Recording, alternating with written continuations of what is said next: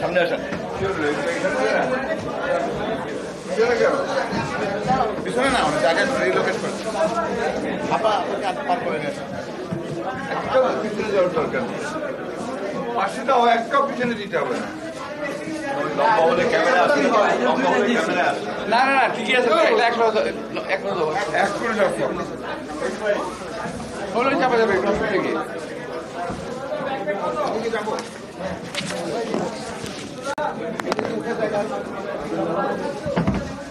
এই একখানে করে দেন, ওটা একখানে করো। ঠিক আছে, মাই গুডনেস। ছাত্র সাহেব ওখানে বসেন না, জায়গা পাবেন, সরে আসে। হ্যাঁ চেয়ারগুলো টেনে দাও একটু, আর সিঙ্গের চেয়ারগুলো দিল তো হতো যে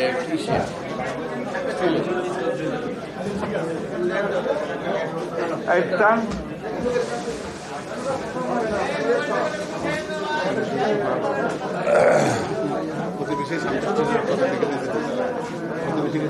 আমাদের বাবাই আমার একটু গরম পানি দিচ্ছে।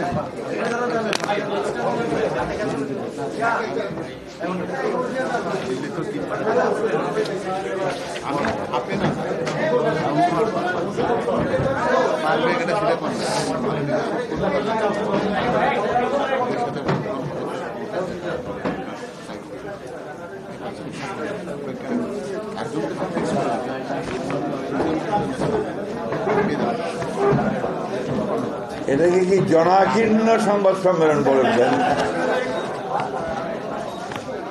বিশাল বিশাল ব্যাপার।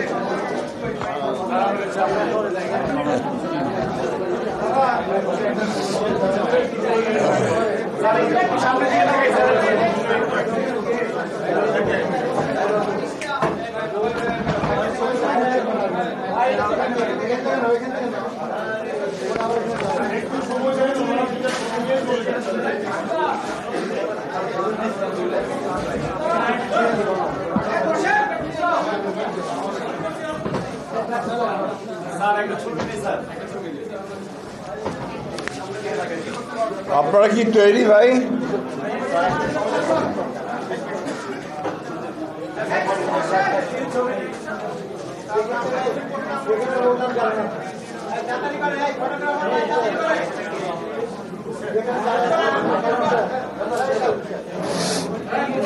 ওনারা তো চীনের জন্য আসে নাই, শুধু চীনের ব্যাপারে আসে নাই, আমি ওদেরকে তো প্রশ্ন উত্তর দেবো না। চীন ছাড়া আর কারো উত্তর দেবো না, ওই ইস্যু ছাড়া, চীন ইস্যু ছাড়া আর কোনো প্রশ্নের উত্তর দেবো না।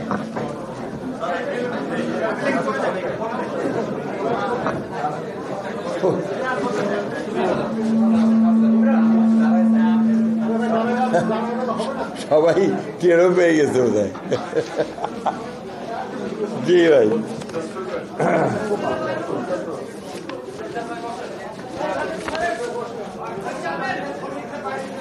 বিসমিল্লাহির রহমানির রহিম। প্রিয় সাংবাদিক বন্ধুগণ, আসসালামু আলাইকুম। সম্প্রতি চীনা কমিউনিস্ট পার্টির আমন্ত্রণে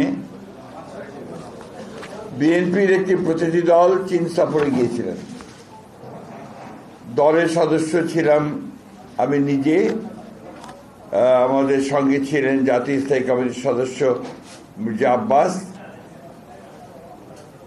আবু গর্ষচন্দ্র রায়, জাতীয় স্থায়ী কমিটির সদস্য সেলিমা রহমান, চেয়ারপারসনের উপদেষ্টা কাউন্সিলের সদস্য ইসমাইল জাবিউল্লাহ, অধ্যাপক সুকোমল বড়ুয়া, জহিরুদ্দিন স্বপন, মিডিয়া সেলের আহ্বায়ক যারা ডাক্তার মওদুদ হোসেন আলমগীর পাভেল এবং চেয়ারপারসনের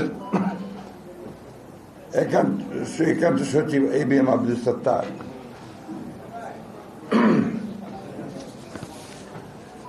পৃথিবীর বিভিন্ন দেশের রাজনৈতিক দলের সাথে সফর বিনিময় চীনা কমিউনিস্ট পার্টির একটি প্রতিষ্ঠিত ঐতিহ্য। এরই ধারাবাহিকতায় ইতিপূর্বে বাংলাদেশ জাতীয়তাবাদী দল বিএনপির এক প্রতিনিধি দল সম্প্রতি চীন সফর করেছে। 5 দিনব্যাপী সফরে আমরা চীনা কমিউনিস্ট পার্টি এবং চীন সরকারের একাধিক গুরুত্বপূর্ণ ব্যক্তির সাথে মত বিনিময় করার সুযোগ পেয়েছি, যাদের মধ্যে ছিলেন গুরুত্বপূর্ণ চীনের কমিউনিস্ট পার্টির পলিটিক্যাল ব্যুরোর সদস্য এবং ন্যাশনাল পিপলস কংগ্রেসের স্থায়ী কমিটির ভাইস চেয়ারম্যান লি হংসং, সিপিসি কেন্দ্রীয় কমিটির আন্তর্জাতিক বিভাগের মন্ত্রী মিস্টার লিউ জিয়ানশাও, সিপিসি কেন্দ্রীয় কমিটির আন্তর্জাতিক বিভাগের ভাইস মিনিস্টার মিসেস সান হিয়ান। আপনারা জানেন যে বাংলাদেশ চীন কূটনৈতিক সম্পর্কের সুবর্ণ জয়ন্তী সম্প্রতি উদযাপিত হচ্ছে। এটা সেই ঐতিহাসিক সম্পর্ক যা শহীদ রাষ্ট্রপতি জিয়া রহমানের চীন সফরের মধ্য দিয়ে সূচিত হয়েছিল এবং যা পরবর্তীতে দেশনেত্রী বেগম খালেদা জিয়ার প্রধানমন্ত্রিত্বকালে সফরের মাধ্যমে আরো ঘনিষ্ঠতর হয়েছে। প্রতিটি বৈঠকে চীনা নেতৃবৃন্দ বাংলাদেশ চীন সম্পর্কে উন্নয়নে এই দুই ব্যক্তিত্বের অবদান সসম্মানে ব্যক্ত করেছেন। বিশেষ করে চীনের কমিউনিস্ট পার্টির পলিটিক্যাল ব্যুরোর সদস্য এবং ন্যাশনাল পিপলস কংগ্রেসের স্থায়ী কমিটির ভাইস চেয়ারম্যান লি হংসং এর সাথে গ্রেট হল অব পিপলে অনুষ্ঠিত দ্বিপাক্ষিক সভায়, যেখানে তার সাথে আরো উপস্থিত ছিলেন কমিটির গুরুত্বপূর্ণ নেতৃবৃন্দ, এ সময় আমাদের দ্ব্যর্থহীনভাবে এক চীন নীতির প্রতি আমাদের দলীয় অবস্থান আমরা অত্যন্ত দৃঢ়ভাবে উচ্চারণ করেছি। পাশাপাশি প্রেসিডেন্ট শি জিনপিং এর নেতৃত্বে চীনের বিস্ময়কর উন্নতি ও আন্তর্জাতিক প্রবৃদ্ধি এবং তার বেল্ট অ্যান্ড রোড ইনিশিয়েটিভের ইতিবাচকতার কথা মর্যাদা ও সম্মানের সাথে আমাদের পক্ষ থেকে ব্যক্ত করা হয়েছে। এই বৈঠকে পলিসি ব্যুরোর সদস্য শ্রী লং হং সিং আমাদের ভারপ্রাপ্ত চেয়ারম্যান জনাব তারেক রহমানকে চীন সফরের আমন্ত্রণ জানিয়েছেন এবং দ্রুতই একটি নির্বাচিত সরকারের সাথে নতুনভাবে কার্যক্রম শুরুর ব্যাপারে চীনের পক্ষ থেকে আশাবাদ ব্যক্ত করেছেন।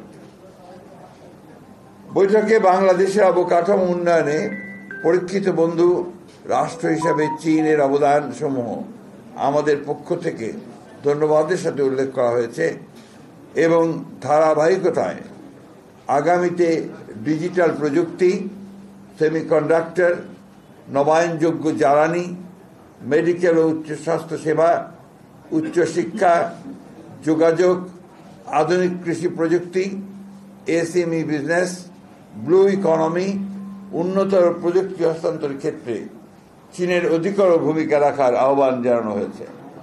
চীনের পক্ষ থেকে এ ব্যাপারে ইতিবাচক অবস্থান সুস্পষ্টভাবে উল্লেখিত হয়েছে। কূটনৈতিক সম্পর্ক স্থাপনের সুবর্ণ জয়ন্তী উপলক্ষ করে আমরা এর অধিকতর প্রায়োগিক দৃষ্টান্ত দেখার অপেক্ষা রয়েছি, যাতে আমাদের মাঝে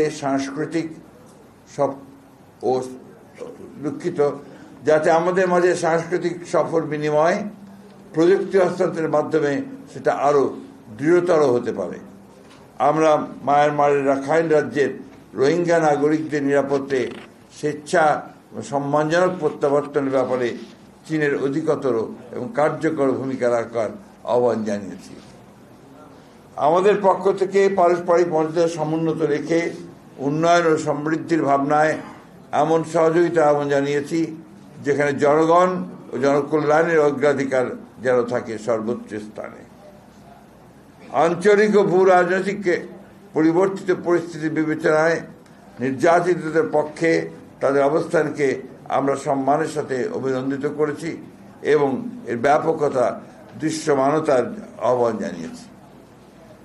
চীনের সাথে আমাদের সৌহার্দ্যপূর্ণ সম্পর্কের পাশাপাশি গুরুত্বপূর্ণ প্রতিবেশী এবং বৃহৎ উন্নয়ন সহযোগীদের সাথে আমাদের সুসম্পর্ক ক্রমবর্ধমানভাবে উন্নয়নের ধারাবাহিকতা অব্যাহত রাখার ব্যাপারে চীন এবং আমাদের অভিন্ন অবস্থান বৈঠকগুলিতে সুস্পষ্টভাবে ব্যক্ত হয়েছে। চীনের পররাষ্ট্র মন্ত্রণালয়ের ভাইস মিনিস্টার সুং ওয়েডং এর সাথে সফরের দ্বিতীয় দিনে আমরা পারস্পরিক স্বার্থ সংশ্লিষ্ট বিষয়ে কথা বলেছি এবং বাংলাদেশের অবকাঠামো, পরিবেশ ও প্রযুক্তি উন্নয়নে তাদের সহযোগিতার বৃদ্ধির আহ্বান জানিয়েছি। বাংলাদেশের শ্রমশক্তি সক্ষমতা, উন্নত বিনিয়োগ পরিবেশ ও বিনিয়োগের নিরাপত্তার বিষয়টিও আমরা ইতিবাচক হিসাবে উপস্থাপন করেছি। বিগত 17 বছরের অনাকাঙ্ক্ষিত রাজনৈতিক বাস্তবতায় ক্ষতিগ্রস্ত অর্থনীতিকে সহনীয় করতে আমরা ঋণ পরিশোধ সময়সীমা বৃদ্ধি, বিভিন্ন ফি পুনর্বিবেচনা এবং অনুদানের সম্ভাব্যতার বিষয়েও তাদের সহায়তা চেয়েছি, যেটা তারা সহানুভূতির সাথে বিবেচনার আশ্বাস দিয়েছেন। বাংলাদেশ চীন ফেন্সিং হাসপাতাল নির্মাণ, দেশের উত্তরাঞ্চলে উৎপাদিত কৃষিপণ্য সংরক্ষণ, রপ্তানির সুযোগ বৃদ্ধির বাস্তব পদক্ষেপ, কুনমিংয়ে 4টি বিশেষায়িত হাসপাতালে বাংলাদেশি রোগীদের চিকিৎসা সহজতর করা, চীন বাংলাদেশের মাঝে স্থলপথে আন্তর্জাতিক যোগাযোগ স্থাপনের উদ্যোগ, এগুলো আমাদের আলোচ্য সূচি ছিল, যা ইতিবাচকভাবে সম্পন্ন হয়েছে।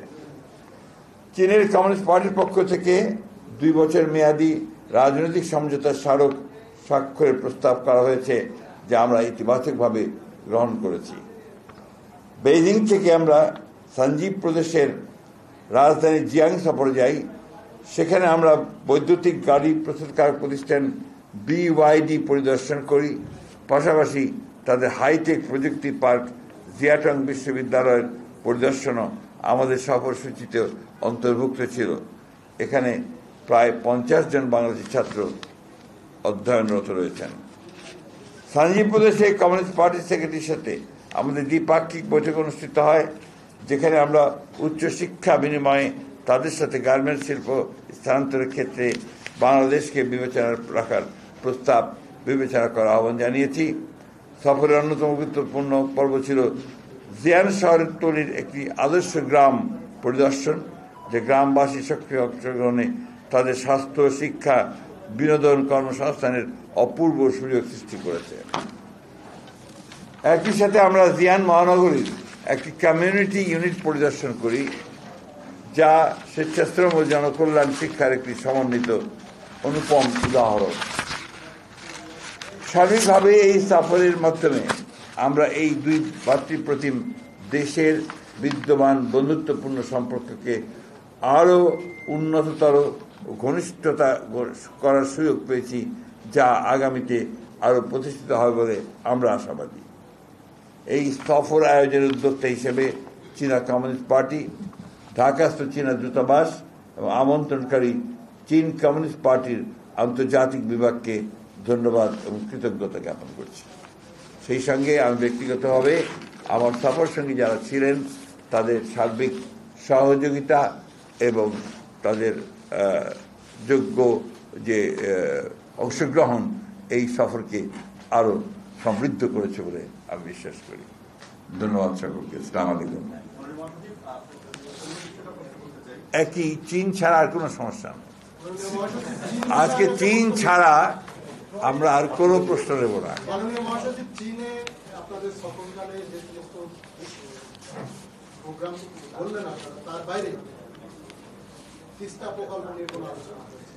তিস্তা প্রোগ্রাম নিয়ে আমরা আলোচনা করেছি এবং আমরা আমাদের যে প্রয়োজন সেই প্রয়োজনটা আমরা ব্যাখ্যা করেছি এবং তারা এটাতে ইতিবাচকভাবে সাড়াও দিয়েছেন। এটার উপরে তারা কাজ করছেন। আমরা অবশ্যই তাদের যে প্রস্তাব যদি তারা দেয় সেই বিষয়টা আমরা ভবিষ্যতে যদি আমরা কখনো সরকার পরিচালনার দায়িত্বে আসি তখন সেটা আমরা অত্যন্ত ইতিবাচকভাবেই দেখব বলে আমরা বলেছি।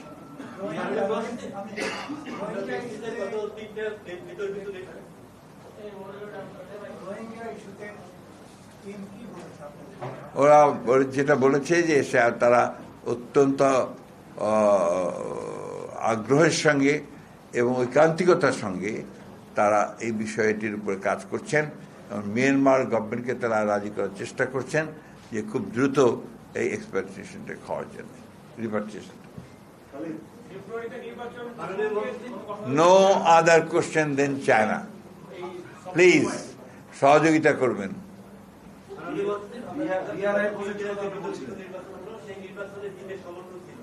গত 5 তারিখের পরে আপনারা 3 সফর করছেন।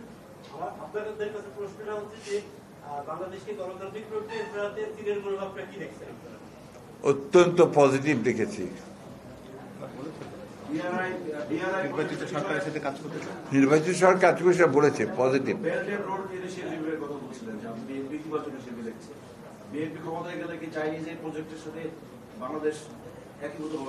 অনেকগুলো কাজই আছে যেগুলো ইতিমধ্যে হয়েছে, আর যদি তারা কোনো কাজ থাকে আমরা সরকার এবং বাংলাদেশ মনে করে যে সেই কাজগুলো বাংলাদেশের জন্য ইতিবাচক হবে, তাহলে নিঃসন্দেহে সেটা বিবেচনা করা হবে।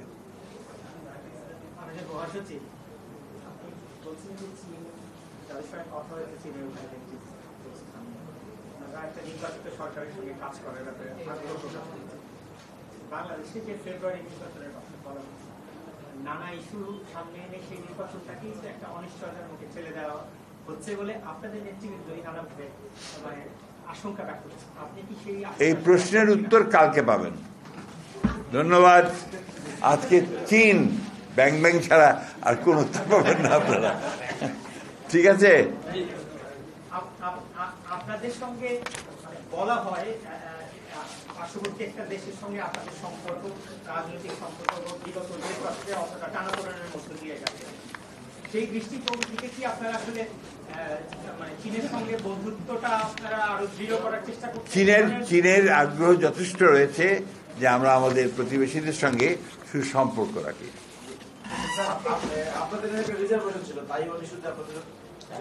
ওটা এক চীন নীতি আগেই বলে দিয়েছি।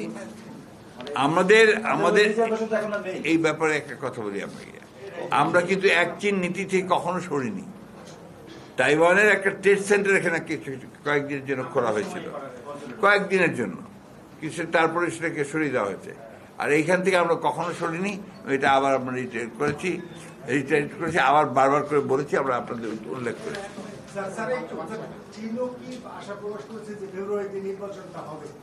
চীন আশা প্রকাশ করার তো প্রয়োজন পড়ে না। চীন আশা প্রকাশ করেছে যে নির্বাচিত সরকারের সঙ্গে তারা আরো গভীর দৃঢ়তার সঙ্গে, আন্তরিকতার সঙ্গে, ভালোবাসার সঙ্গে, প্রেমের সঙ্গে কাজ করবে। Thank you.